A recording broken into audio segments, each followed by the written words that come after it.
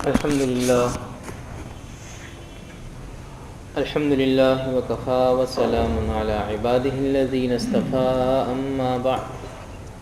أما بعد فأعوذ بالله من الشيطان الرجيم بسم الله الرحمن الرحيم ألف لام را تلك آيات الكتاب المبين إنا أنزلناه قرآنا عربيا لعلكم تعقلون صدق الله العظيم وصدق رسوله النبي الكريم اللهم صل على سيدنا محمد وعلى آل سيدنا محمد وأصحاب سيدنا محمد وبارک وسلم علیہ۔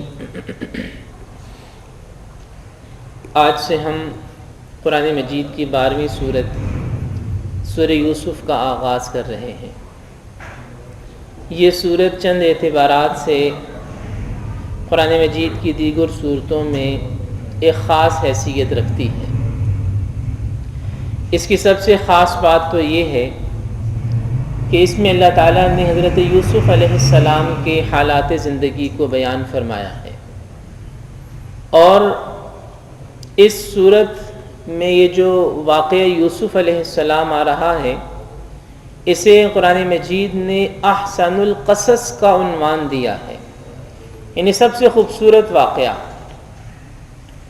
اور ایک دوسری خصوصیت اس صورت کی یہ ہے کہ اس میں حضرت یوسف علیہ السلام کا ذکر ایک خاص ترتیب کے ساتھ آیا ہے، یعنی شروع سے لے کر ان کے بچپن سے لے کر حضرت یوسف علیہ السلام کے بادشاہ مصر بن جانے تک جو واقعات ہیں وہ تفصیل کے ساتھ اس صورت میں آئے ہیں۔ قرآن مجید میں کہیں دوسری ایسی مثال کسی نبی کے بارے میں نہیں ملتی۔ دیگر انبیاء کرام علیہم السلام کا تذکرہ قرآن مجید میں بکھرا ہوا ہے، جہاں اللہ تعالیٰ نے مناسب سمجھا، اللہ تعالیٰ کی حکمت بالغہ کے تحت مختلف انبیاء کرام علیہ السلام کے واقعات مختلف جگہوں پر آتے رہے۔ موسیٰ علیہ السلام کا ذکر قرآن مجید کی 28 پاروں میں آیا ہے، لیکن حضرت یوسف علیہ السلام کا ذکر قرآن مجید میں صرف 2 جگہ آیا ہے، اور ایک جگہ یہ سورہ یوسف ہے۔ پوری سورت شروع سے لے کر آخر تک اس میں حضرت یوسف علیہ السلام کا مبارک ذکر موجود ہے، مبارک تذکرہ موجود ہے۔ دوسری خصوصیت تو اس سورت کی یہ ہے کہ اس میں حضرت یوسف علیہ السلام کے حالات و واقعات ایک خاص نظم کے ساتھ، ایک خاص ترتیب کے ساتھ آئے ہیں، اور ایسی کوئی دوسری مثال قرآن مجید میں نہیں ملتی۔ اور تیسری بات اور تیسری خصوصیت اس سورت کی یہ ہے کہ یہ سورت یوں تو مکی دور کے آخر میں نازل ہوئی، نبی پاک صلی اللہ علیہ وسلم ابھی مکہ مکرمہ میں تھے کہ یہ سورت نازل ہوئی، لیکن اگر آپ اس پوری سورت کے سیاق پر یہ حضرت یوسف علیہ السلام کی زندگی کا پورا ایک جائزہ اپنے سامنے رکھیں، اور اس کے مقابلے میں حضرت محمد صلی اللہ تعالیٰ علیہ وسلم کی سیرت طیبہ کو سامنے رکھیں، تو آپ کو ان دونوں میں بہت زیادہ مماثلت نظر آئے گی، ایک جیسے واقعات نظر آئیں گے۔ حضرت یوسف علیہ السلام کی زندگی اور حضور نبی کریم صلی اللہ تعالیٰ علیہ وسلم کی حیات طیبہ، ان دونوں میں آپ کو بہت ساری چیزیں قدر مشترک کے طور پر نظر آئیں گی۔ تو گویا ہم یہ کہہ سکتے ہیں کہ مکی زندگی کے اندر اس سورت کا نزول یہ آنے والے واقعات کی طرف اشارہ تھا۔ اس وقت تک مکہ والوں نے، قریش مکہ نے حضور علیہ السلام کو معاذ اللہ شہید کرنے کی سازش نہیں کی تھی، لیکن اس کے بعد شہید کرنے کی سازش بھی کی اور وطن بھی چھوڑنا پڑا۔ پھر آپ علیہ السلام جس وطن میں گئے، مدینہ منورہ، وہاں آپ نے ایک اسلامی ریاست قائم فرمائی، وہاں اللہ نے آپ کو اور مسلمانوں کو مضبوطی عطا فرمائی، اور ایک وقت ایسا آیا کہ مدینہ منورہ کے ذریعے سے پورے جزیرے عرب پر اسلام نافذ ہوا، مسلمانوں کی ریاست قائم ہوئی، اور حضور نبی کریم صلی اللہ علیہ وسلم اس کے قائد، رہنما اور حکمران قرار پائے۔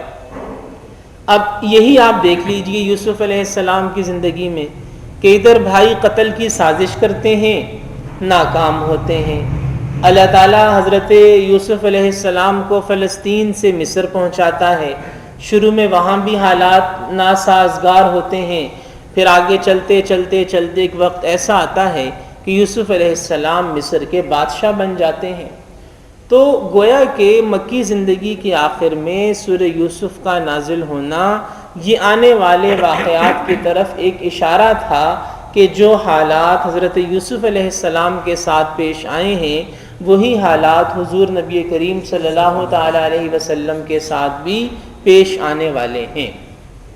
اگر کوئی سمجھتا، یقیناً اللہ کے نبی صلی اللہ علیہ وسلم کو اللہ نے یہ اشارہ سمجھا دیا ہوگا، آپ نے اپنے صحابہ کو بھی بتا دیا ہوگا کہ یہ سورہ یوسف، یہ حضرت یوسف علیہ السلام کی زندگی محض یہ ایک واقعہ نہیں ہے، بلکہ یہ ایک پیشن گوئی ہے، آنے والے حالات کی طرف ایک اشارہ ہے کہ اب تکلیف تو آئے گی لیکن انجام کار کے اعتبار سے اللہ کی مدد اور نصرت ہمیں ملنے والی ہے۔ یہ پیشن گوئی تھی۔ سورہ یوسف دراصل ایک پیشن گوئی تھی جو مکی زندگی کے آخری زمانے میں ہوئی۔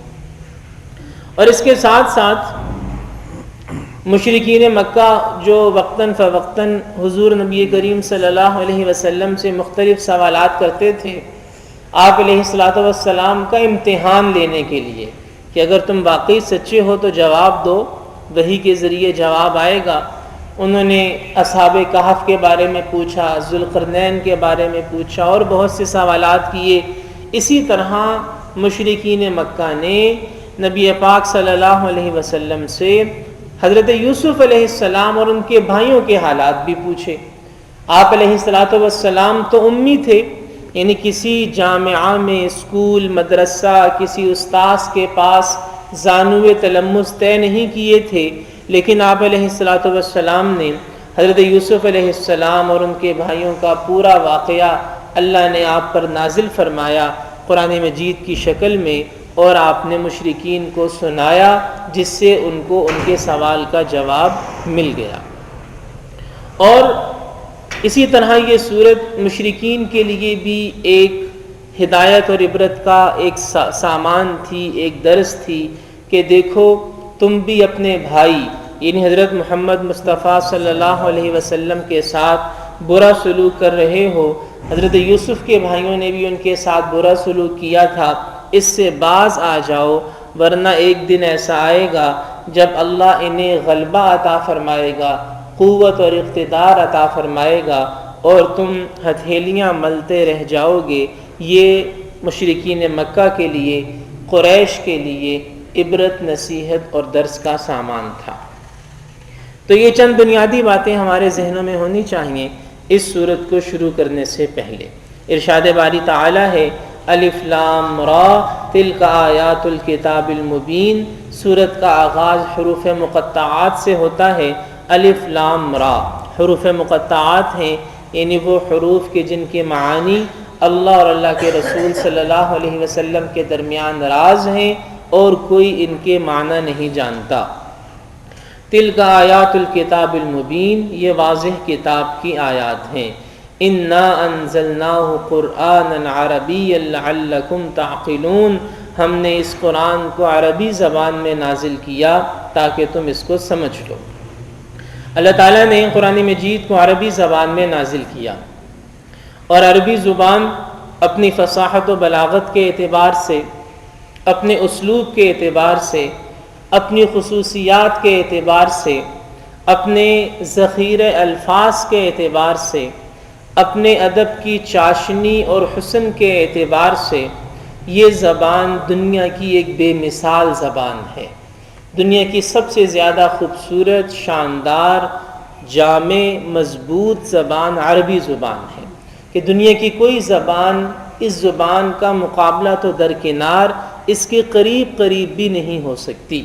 عربی زبان کے طلباء جانتے ہیں کہ اس زبان میں اللہ نے ایسی خصوصیات رکھی ہیں، ایسے شاندار الفاظ ہیں، ایسی جاندار تعبیرات ہیں، ادب کی ایسی چاشنی ہے کہ جو دوسری زبانیں ہیں وہ عربی زبان کے قریب قریب بھی نہیں پھٹک سکتی. تو اللہ نے اس بات کو بطور نعمت کے قرآن میں بیان کیا کہ اِنَّا أَنزَلْنَاهُ قُرْآنًا عَرَبِيًّا، کہ ہم نے قرآن کو عربی زبان میں نازل کیا. جیسے اللہ تعالیٰ نے قرآن مجید کی حفاظت کا ذمہ لیا ہے تو اللہ نے قرآن کی زبان کی بھی حفاظت فرمائی. یعنی 1450 سال پرانی زبان جو قرآن مجید جس زبان میں نازل ہوا ہے وہ 1450 سال پرانی عربی ہے.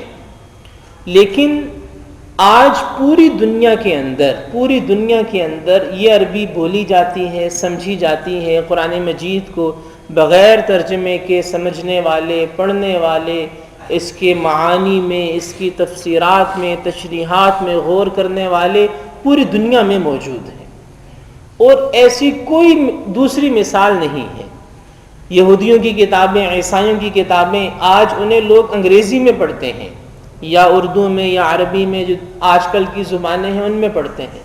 جو خالص عبرانی زبان تھی جن میں وہ کتابیں نازل ہوئیں، آج عبرانی زبان میں ان کتابوں کو پڑھنے اور سمجھنے والے شاذ و نادر ہیں، بہت کم، نہ ہونے کے برابر.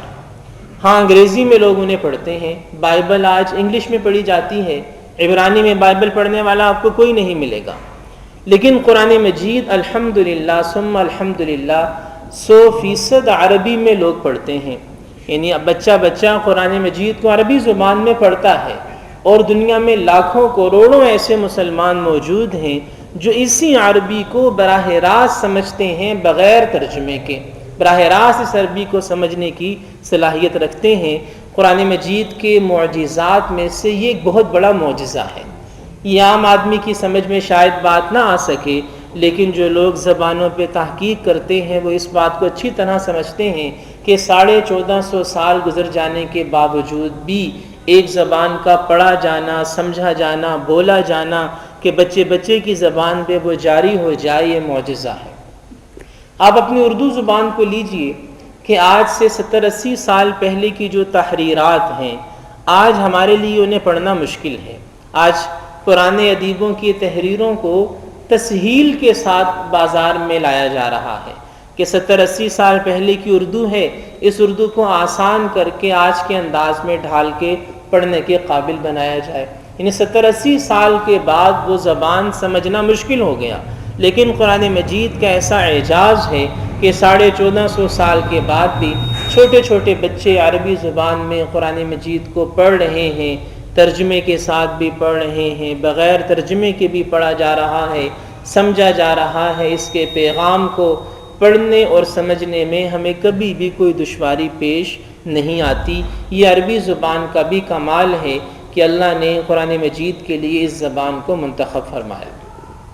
اِنَّا أَنزَلْنَاهُ قُرْآنًا عَرَبِيًّا لَعَلَّكُمْ تَعْقِلُونَ، کہ ہم نے قرآن کو عربی زبان میں نازل کیا تاکہ تم سمجھ لو. ابن کثیر رحمۃ اللہ علیہ فرماتے ہیں کہ اللہ تعالیٰ نے قرآن مجید کو سب سے زیادہ محترم زبان میں، سب سے زیادہ محترم رسول پر، سب سے زیادہ محترم فرشتے کے ذریعے، سب سے زیادہ محترم علاقے میں یعنی مکہ مدینہ میں، سب سے زیادہ محترم مہینے میں یعنی رمضان المبارک میں نازل فرمایا. زبان بھی سب سے محترم، رسول بھی سب سے محترم، جو فرشتہ لایا وہ بھی سب سے محترم، جس علاقے میں اترا وہ بھی سب سے محترم، جس مہینے میں اترا وہ بھی سب سے زیادہ محترم ہے. لہٰذا اللہ نے اسے ہر اعتبار سے کامل اور مکمل کیا. انشاءاللہ حضرت یوسف علیہ السلام کے واقعے کی تفصیلات کے حوالے سے کل بات ہوگی. اللہ پاک ہم میں سے ہر ایک کو ان تمام باتوں کو سمجھ کر ان پر عمل کرنے کی توفیق